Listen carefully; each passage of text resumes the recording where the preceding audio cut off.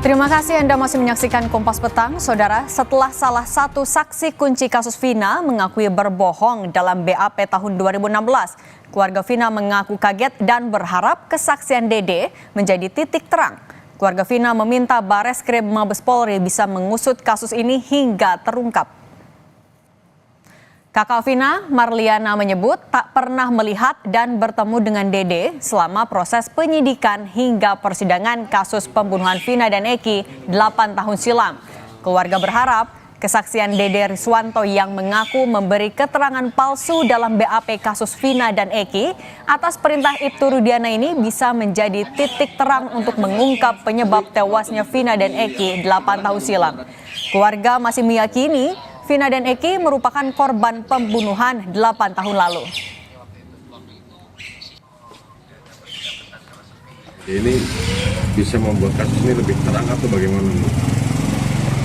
Menurut saya, mungkin jadi semakin banyak orang yang menjadi saksi yang tadinya saya pusing, saya blunder gitu kan, harus percaya ke siapa, tapi ya balik lagi malah kok menemukan jalan gitu. Dulu saya dan keluarga yang lain ingin tahu siapa pelakunya, apa dalangnya, apa motifnya. Hanya itu aja sih harapan kami. Pelaku sebenarnya gitu ya, Bu? Ya. Mas, Mas tadi ada pertanyaan apa aja Mas tadi Mas? Mas, tadi ada asesmennya bagaimana tadi Mas Dede? Mas Dede. Kemunculan Dede, salah satu saksi kunci kasus pembunuhan Vina dan Eki, menjadi babak baru penyidikan kasus 8 tahun silam ini oleh polisi. Dede merupakan saksi yang diajukan Ibtu Rudiana, ayah Eki dalam BAP 8 tahun silam, yang mengaku mengetahui peristiwa pembunuhan Vina dan Eki. Namun kemarin, Dede membantah kesaksian yang ia buat dalam BAP 2016. Dede menyebut kesaksian tersebut ia berikan atas pengarahan Ibtu Rudiana. Dede mengaku berbohong, tidak mengetahui peristiwa pembunuhan hingga tidak mengenal para pelaku. Terus Pak Rudiana datang lah, saya tanya ke Pak Rudiana juga, Pak Rudiana mau ngapain, buat keterangan apa, saksi anak saya meninggal. Nah disitulah diceritakan, saya nongkrong di warung, kalau warung kan bener Pak, warung malam, hanya membeli rokok. Cuman ada segerombolan anak nongkrong, pelemparan batu, bambu, pengajaran, segerombolan motor ada di situ. Sebenarnya nggak ada pidana, ngasih tahu masalah motor sama nama Pak, Sama nama? iya, motor dan nama. Saya tahu dari Pak Rudiana, dikasih tahu sama Pak Rudiana. Oh, nama-nama pelaku. Nama pelaku. Iya. Apa katanya waktu itu?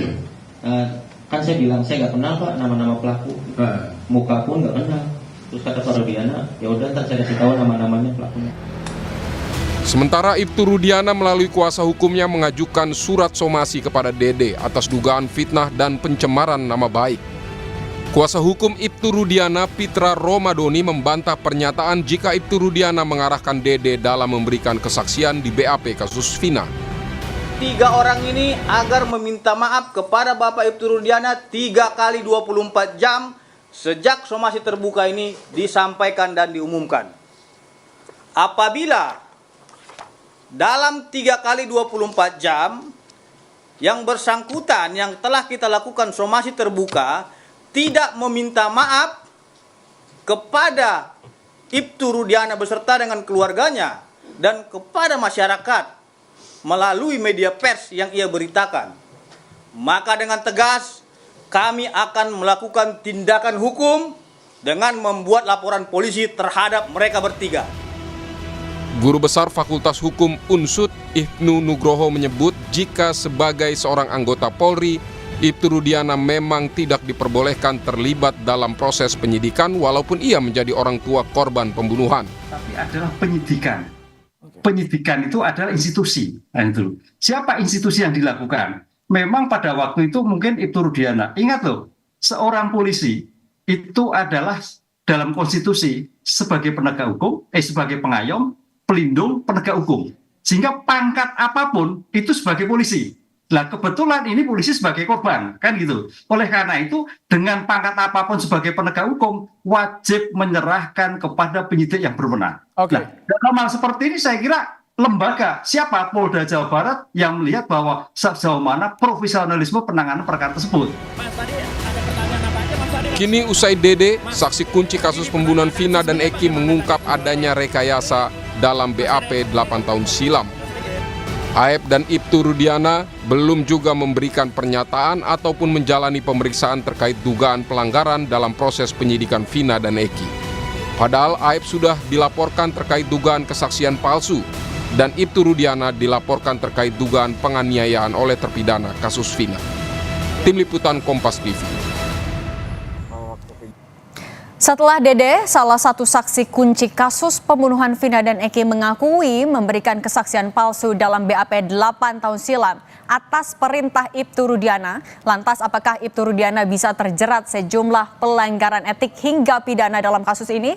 Lantas juga bagaimana kesaksian Dede ini bisa meringankan 7 terpidana kasus Vina yang masih di penjara dan membuat misteri siapa pelaku pembunuhan Vina dan Eki ini dapat titik terang?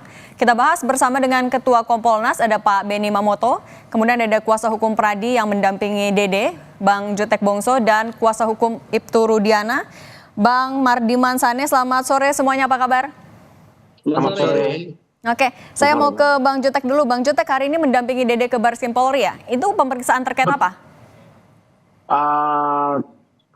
Tidak mendampingi Dede ke Bareskrim ya. Jadi agenda kami hari ini adalah ke LPSK tadi pagi jam 9 dalam rangka untuk menyampaikan permohonan perlindungan kepada saksi dan korban atas 6 terpidana klien kami, kemudian saksi-saksi yang kami hadirkan di dalam peristiwa dalam LP yang kami sudah laporkan ke Bareskrim sebanyak 3 LP. Kemudian siangnya tadi pukul 13 kurang lebih ya kami ke Bareskrim dalam rangka undangan gelar perdana dari atas LP yang kami sudah buat di Bareskrim Mabes Polri, dan alhamdulillah bahwa laporan kami sudah diproses awal oleh pihak Mabes Polri terkait dari peristiwa laporan kami terhadap Dede dan Aep atas dugaan memberikan keterangan palsu atau tidak benar. Demikian, Mbak. Oke, Bang Jutek, tapi kalau dari informasi yang sejauh ini Anda tahu, apakah dari gelar perkara juga diungkap nggak ada peran Ibtu Rudiana di sana? Tadi kita hanya biasa ya, karena ini masih gelar awal. Menggelar ini kan hanya mencocokkan betul tidak kami membuat laporan, betul tidak bukti.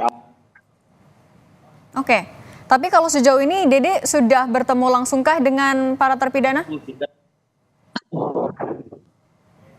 Pak Jutek, Bang Jutek, suaranya tidak ada.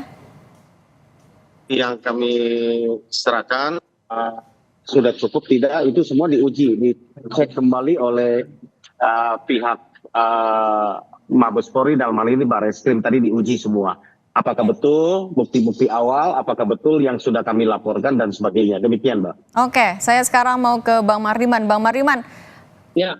menurut Ibtu Rudiana menggandeng banyak sekali advokat untuk membantah kesaksian Dede. Bagian mana saja yang menurut Ibtu Rudiana tidak tepat?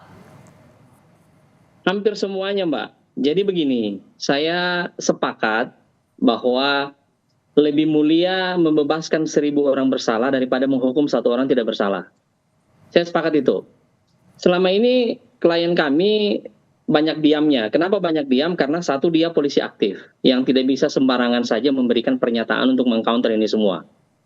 Nah, kami para advokat yang terpanggil dengan hati nurani dan saya mempelajari putusan nomor 4 tahun 2000. Saya ini advokat dan yang terbiasa bicara dengan fakta.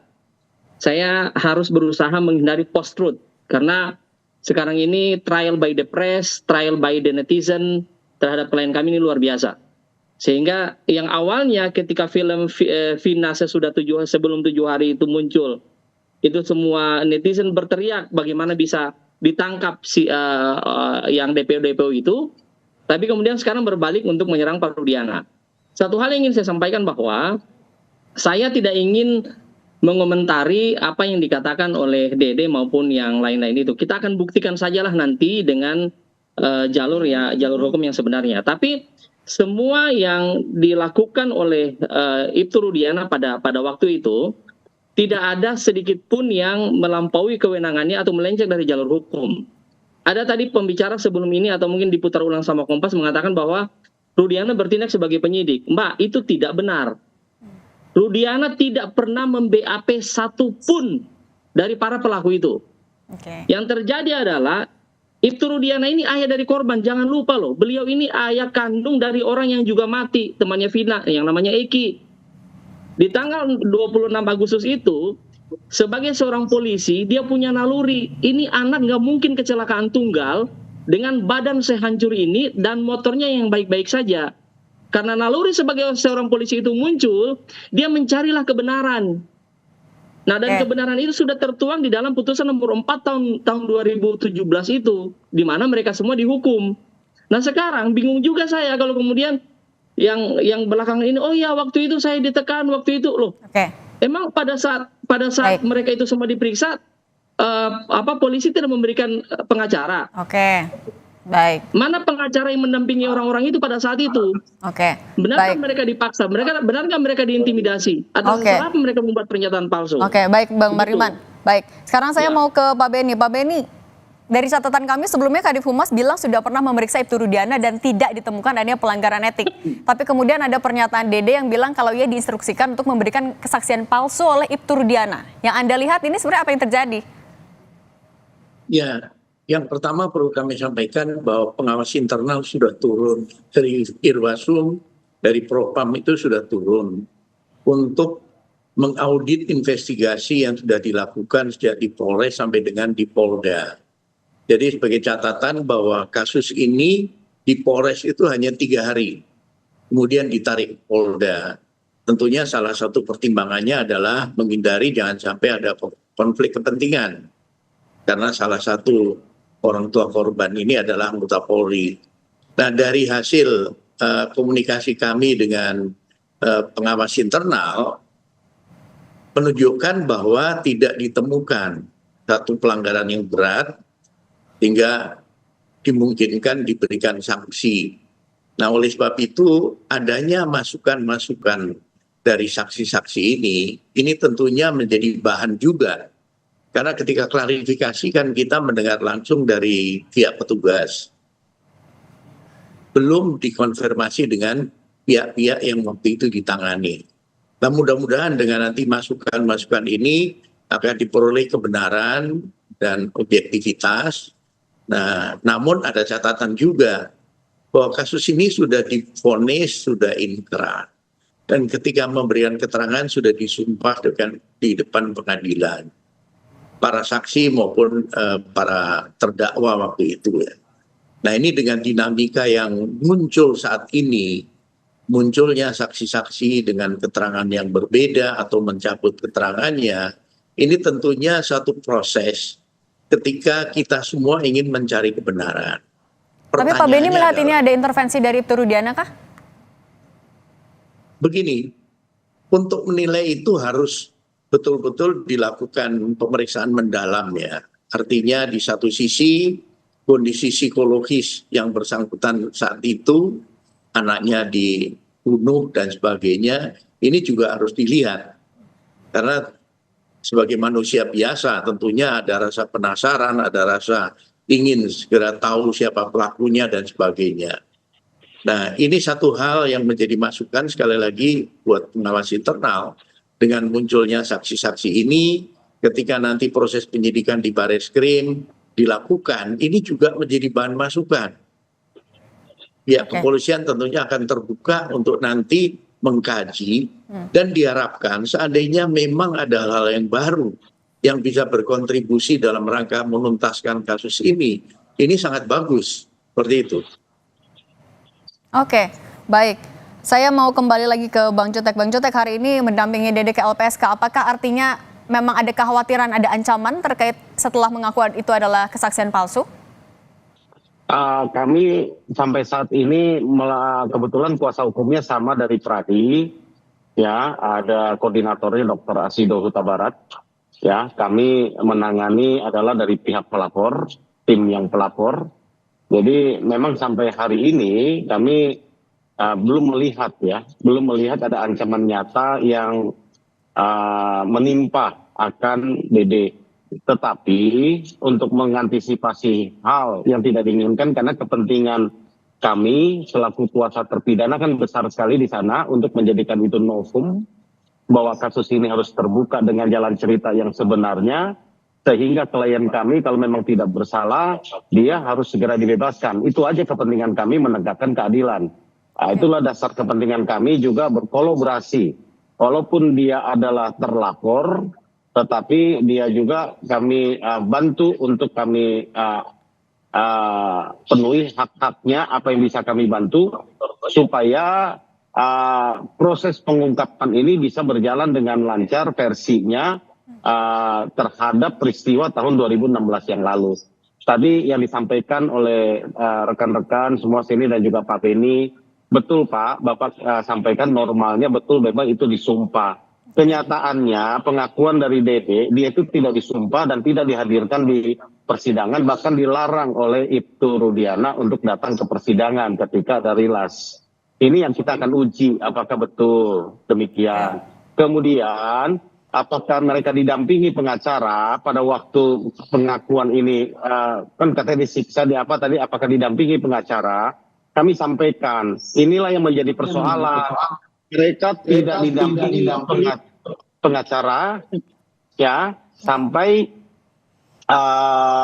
di Polda mereka baru didampingi pengacara. Jadi dari tanggal 31 Ya, bahkan ke Polda penyidikan dan mendapatkan hasil itu, mereka tidak didampingi pengacara. Itu aja yang kami sampaikan. Oke, baik. Saya mau kembali ke Bang Mardiman. Bang Mardiman, memang kan tadi Anda menyebutkan kalau Ibtu Rudiana adalah polisi, ada aturan yang diikuti sehingga memang belum muncul ke publik. Tapi kan pernyataannya, klarifikasinya sangat ditunggu. Tidak akankah memberikan pernyataan langsung kepada publik? Akan ada saatnya Mbak, tapi begini, intinya adalah sesudah kejadian itu, beberapa hari kemudian ada ekshumasi tanggal 31 karena Bang Mardiman, masih bersama kami? Tampaknya ada kendala teknis, kami akan kembali menghubungi Bang Mardiman Sane, kuasa hukum dari Ibtu Rudiana, sambil menunggu. Oke. Bang Mardiman silakan. Karena kesalahan itu kan awalnya sudah dikatakan oleh Polsek bahwa ini kecelakaan tunggal, sehingga dikebumikan dalam kondisi kecelakaan tunggal dua adik kita ini. Nah, kemudian salah bila dikatakan Ibtu Rudiana mewawancarai, Ibtu Rudiana mengintervensi. No, bagaimana mau diintervensi? Begitu Ibtu Rudiana ketemu dengan beberapa orang-orang itu langsung dibawa ke Polres. Penyidik Polres lah yang kemudian melakukan pemeriksaan awal. Tadi Pak Beni juga sudah mengatakan bahwa tidak lama itu di Polres ditarik ke Polda. Nah, di bagian mananya ada intervensi Pak Rudiana, Mbak? Itu juga yang kita bingung. Nggak ada sama sekali itu. Dengan tegas saya katakan tidak ada intervensi sedikit pun dari Ibtu Rudiana terhadap. Oke, baik. Bang Mardiman, kami juga sudah tangkap. Terakhir saya mau ke Pak Beni. Pak Beni, singkat saja. Semua mata kan sekarang menyoroti bagaimana Ibtu Rudiana dan juga Dede saling berbeda keterangannya. Apa yang akan dilakukan Kompolnas untuk memastikan agar kasus ini transparan? Ya, yang pertama dengan munculnya tim penasihat hukum dari Ibtu Rudiana, ini hal yang bagus dalam konteks untuk bisa memberikan keseimbangan informasi, termasuk juga dalam hal cross-check keterangan, sehingga publik bisa disajikan informasi yang berimbang. Karena selama ini kan hanya diserang terus. Kemudian yang kedua, kami dari Kompolnas akan terus mengawal proses penanganan kasus ini, khususnya laporan-laporan yang ada di Barreskrim, agar ditangani secara transparan, ditangani secara profesional, penuh kehati-hatian, agar tidak terjadi atau terulang hal-hal yang nantinya bisa merugikan dalam proses penyidikan ini. Dan mudah-mudahan bukti-bukti baru yang nanti diajukan ke PK, kalau memang sudah teruji dan nantinya itu menjadi novum, kiranya bisa berkontribusi untuk menuntaskan kasus ini. Oke, baik. Kita lihat apa langkah polisi untuk memastikan agar kasus ini transparan dan juga profesional. Terima kasih sudah berbagi di Kompas Petang, Pak Benny Mamoto, Bang Jutek Bongso, dan Bang Bardiman Sane. Sehat selalu.